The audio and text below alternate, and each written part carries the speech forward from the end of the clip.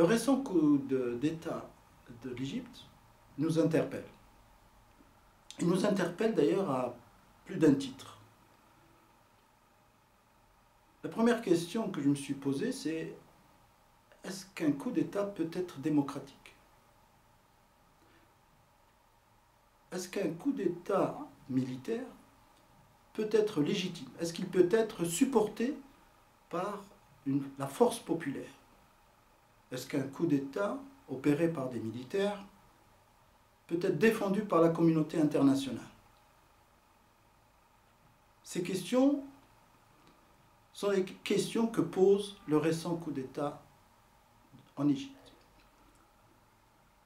Le président Morsi est un président élu, démocratiquement élu il y a une année. Et pourtant, le peuple égyptien demande son départ en grande majorité.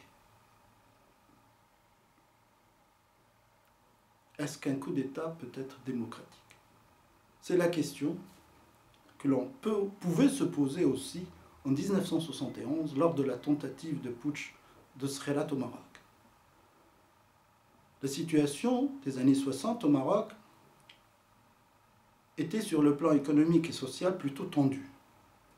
Il ne faut pas oublier que depuis 1965 jusqu'en 1970, l'état d'exception était en vigueur.